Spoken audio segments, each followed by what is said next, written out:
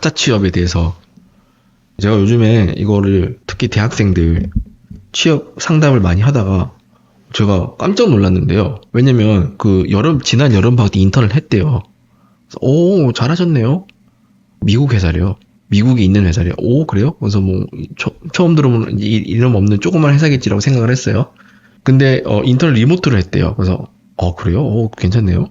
거기까지 좋았어. 근데 어떤 학생은 자기는 방학 때 한국을 가서 거기서 리모트로 일을 했다는 거예요. 미국에 있는 회사에. 그래서 거기서도 제가 좀 이상했거든요. 그게 말이 되냐고? 그게 돼요? 그렇게 해줘요? 그랬더니 그렇게 했대요.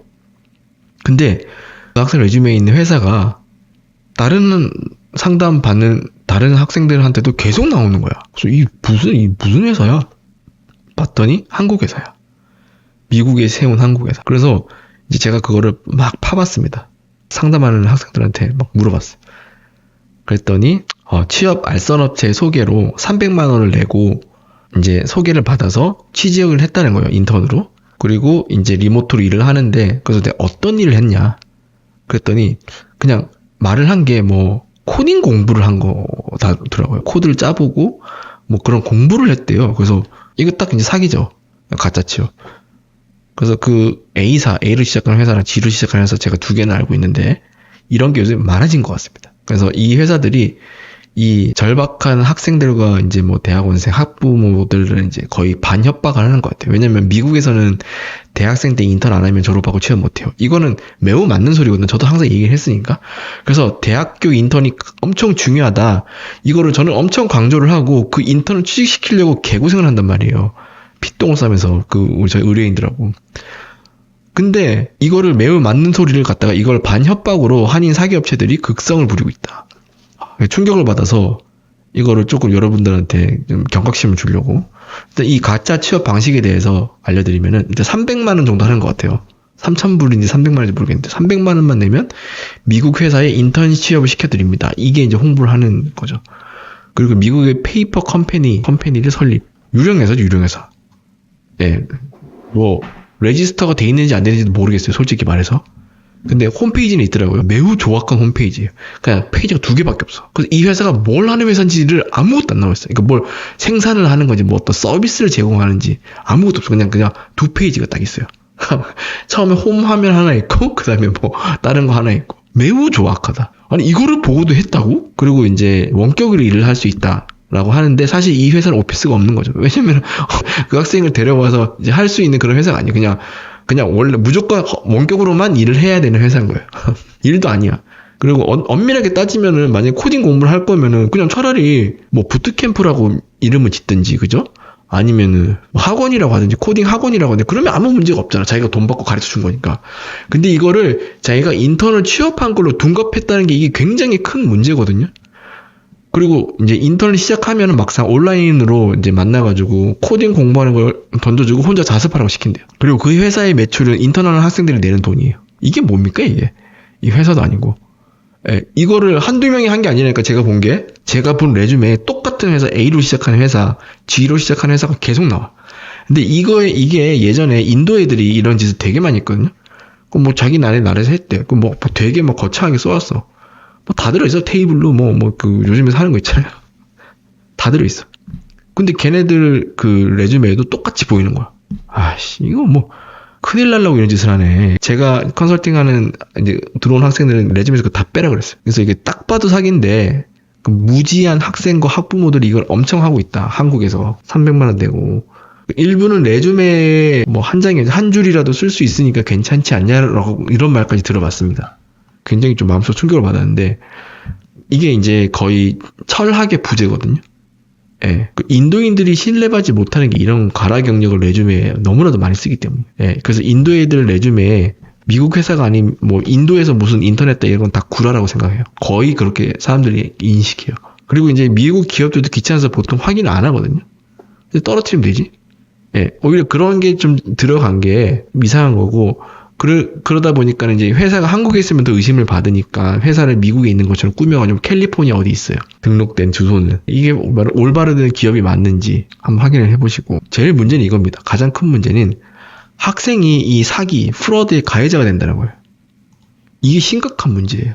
나중에 못 모르고 이런 걸 했다가 나중에 문제시 돼가지고 너 이거 사기쳤네?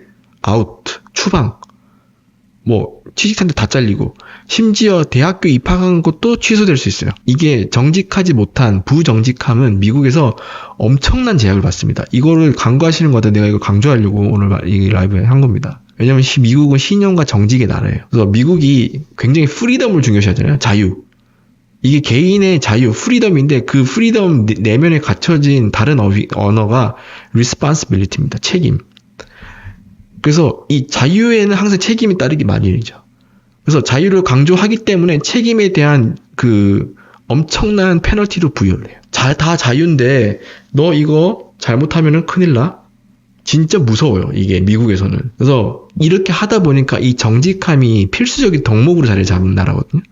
그 미국은 청교도 윤리가, 왜냐면 청교도인들이 와서 세운 나라잖아요. 그러다 보니까 청교도 윤리가 베이스에 깔려 있는데 이게 퓨리튼 에틱이라고 하나님 앞에 정직, 이게 가장 최고의 가치입니다. 그리고 이 사회 계약론이라는, 갑자기 뭐 철학 수업도 아니고, 여기서부터 출발을 해서 이게 상호 신뢰와 계약을 굉장히 중요시하는데 이게 독립선언문과 헌법에 영향을 줘요. 미국의 정신이. 그래서 헌법 뭐 수정 뭐 제2조 뭐 1조 나오잖아요. 이 미국의 정신이 돼버리는 거예요. 그러다 보니까 이 소사이어티, 사회 자체가 컨트랙 베이스드 소사이어티, 이 계약 관계를 상당히 중요시하고, 그러다 보니까 신용의 나라라는 별명이 생길 정도예요. 그래서 신용만 있으면 이 사람 무조건 믿어줘요. 그래서 미국에서도 레주메 같은 거 일단 기본적으로 다 믿어줍니다. 들어온 레주메에 적혀있는 팩트들을 하나하나씩 다 사실이라고 생각하고 믿어요. 대신에 이게 나중에 거짓이 판명됐을 때는 이 모든 책임은 개인에게 지웁니다. 그 형벌이 어마어마하게 무서워요. 그거를 간과하시면 안 돼요. 그래서 법정에서도 미국은 가장 무거운 범죄 중에 하나가 이 법정에서 위증하는 거예요.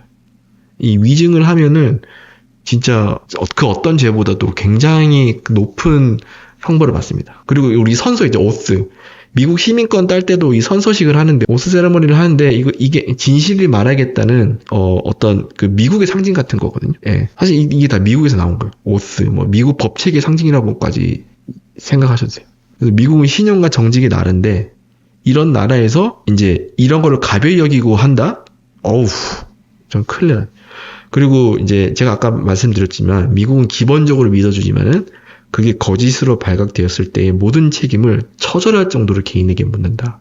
이게 무서운 점이라고요. 이게 무서운 점. 과거에 그 LA에 한인 어학원이 하나 있었는데, 이게 그 어학원 이름이 기억이 안 나는데 무슨 어학원 사태라 그래가지고 뉴스에도 나오고 수백 명의 사람들이 같이 엮여가지고 난리가 난 적이 있습니다. 그게 뭐냐면은 그 미국에서 이제 지내다가 비자가 이제 없어가지고 한국에 돌아가야 될 상황 발생하면은 그 비자를 연장하기 위해서 뭐 아무 학교나 이제 들어가는 거죠.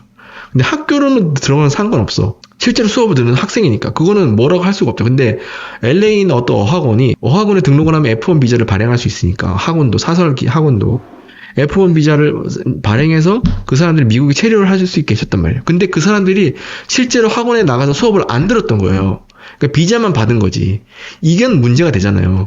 실제로 그 학원에서 영어 수업을 듣고 계속 출석을 하고 들었으면은 당연히 아무 문제가 없는데, 실제로는 이 어학원은 F1 비자 장사를 한 거죠, 그냥. 이게 엄청나게 큰 죄라는 거를 이 학원 원장도 못 느꼈을 거고, 여기에다 그냥 등록해놓고 나는 뭐 낮에 일하러 가야지, 뭐 어디 캐시잡 뛰러 가야지, 이렇게 안일하게 생각했다 한국 사람들도 그게 심각한 죄인지를 몰랐을 거야, 아마. 그러니까 수백 명의 사람들이 같이 엮인 거죠. 그러니까 이 학원만 걸린 게 아니라 그 학원에서 F1을 받았던 모든 사람들이 다 같이 걸린 거. 근데 그 중에는 실제로 그 학원에서 실제로 영어 수업을 들은 사람도 있었어요. 정직하게. 근데 그 사람은 다른 사람들 때문에 피해를 본 거야. 그 자기가 수업을 들었다는 걸 막 다 증명을 했어야 됐고, 그 다음에 문제는 그 사람들이 나중에 이제 미국에서 다른 비자를 받거나 영주권을 받을 때 이게 계속 걸려가지고 계속 디나이 나는 거야. 너는 한 번 프로드, 너는 한 번 사기 쳤기 때문에 너는 용서해줄 수 없어. 이게 걸려버려서 미국에서는 이게 상당히 힘듭니다. 이거를 바로잡기 위해서 들인 엄청난 시간과 돈, 변호사를 사서 나중에 이런 짓 안 당하려면은, 이런 사태를 당하지 않으려면은 진짜 경고하는 하지 마십시오. 이런 가벼운 거짓말 정도를 괜찮다고 여기는 국민성이, 이게 한국 국민의 아직까지 에버리지다. 아직 선진국이 되려면 멀었다는 거예요.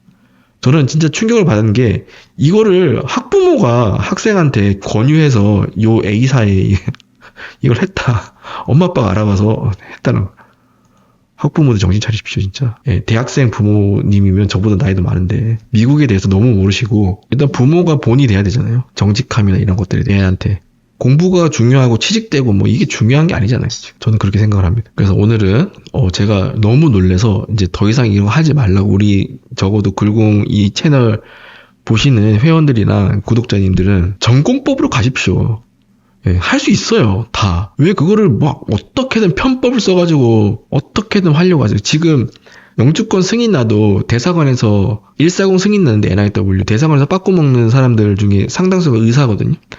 의사는 무조건 블루레터를 받아요. 펜딩이에요. 아예 디나이스 된 사람도 많고. 왜냐면 의사들이 영주권 받아놓고 본인이 주 신청자는 미국에 안 오고 보조 신청자들, 가족들, 아내와 애들만 미국에 보내서 기러기를 하는 거예요. 그러면은 주 신청자는 원래 영주 의사가 없었다는 거잖아. 근데 왜 영주권 신청했냐고.